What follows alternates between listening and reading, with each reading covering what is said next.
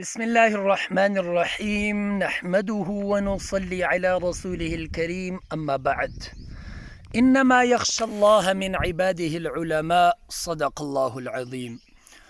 یو ملګري پوښتنه کړې وه چې عالم مفتی او علامه کې څه فرق دی.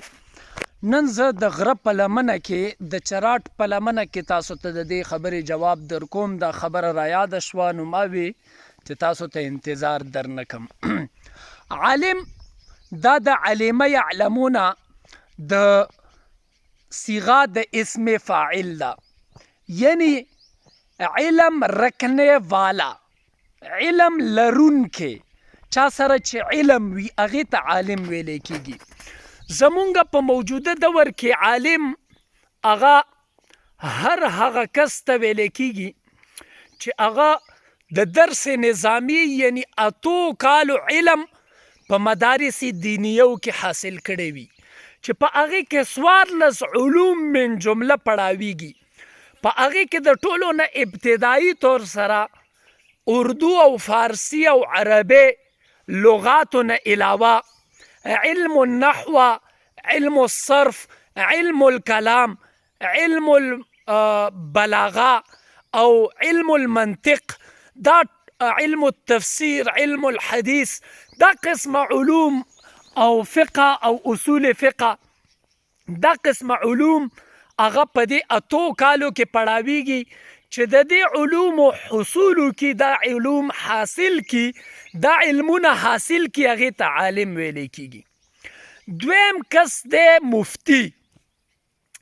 مفتی هغې ته ویلی کېږي دا د فتوا ورکوونکي نه دی، دا هم صیغه د اسم فاعل دا. فتوا دینے والے کو مفتی کہتے ہیں.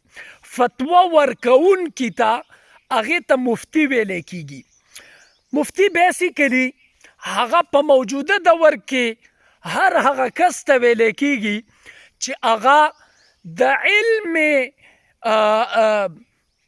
لدنی، علم عالیه او علم عالیه نه بعد، یعنی د دې علومو نه بعد دا کم علوم چې تاسو ته ما د عالم په تعریف کې ولوستل، د هغې نه بعد 2 کاله نور کورس کوي چې په هغې کې علم معاشیات، علم سیاسیات، د وکالت او د قانون علم، دغه شانتې د دې نه علاوه د تاریخ علم، علم حجت الله البالغه چې کوم د امام شاه ولی الله شاهکار تصنیف ته چې په هغې کې بېشمار علوم دي، او دغه شانتې د فتوا ورکولو اصول، قواعد او ضوابط هغه زده کي چې فتوا په کومو څیزونو سره ورکولی کېږي، د فتوې دپاره بیس او بنیاد څه دی، او فتوا په کم احکاماتو باندې نافظه ده، او په کومو څیزونو کې رعایت شته دی او په کومو څیزونو کې رعایت نشته.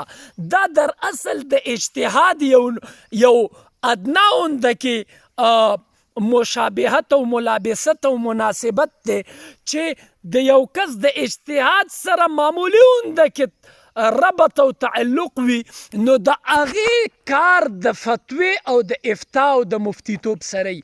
د دې د وجې نه هر سړی مفتی نشي جوړېدلی چې تر څو پورې هغه د افتا اصول نه وي ویلي، اگر چې هغه دا 14 علمونه حاصل کړي وي، خو چې هغه د افتا او د اجتهاد او د قرآن او د حدیث نه د مسایلو استنباط هغه په صحیح طریقې سره ویلی نه وي، هغه مفتی نشي جوړېدلی. دریم څیز علامه دی. علامه هغه صیغه د اسم مبالغه ده، یعنی هغه کس چې په هغه کې علم او هغه کې هغه پوهه هغه کوټ کوټ کربري وي، په هغې کې ډېر زیات علم وي، او هغه د علم نه، د فلسفې نه، د ذهانت او د فطانت نه او د شرافت نه ډکي، لکه علامه محمد اقبال، علامه شبلی نعمانی. دا یو فرضي اونده کې نوم دی علامه، چې دا د وخت هغې کس ته میلاویږي چې هغه په علم کې او په فلسفې کې، په مازغو کې، په عقل او په دانایۍ کې ډېر زیات مشهور شوی وي، هغې ته علامه ویلی کېږي. ډېره ډېره مننه. السلام علیکم ورحمة الله وبرکاته.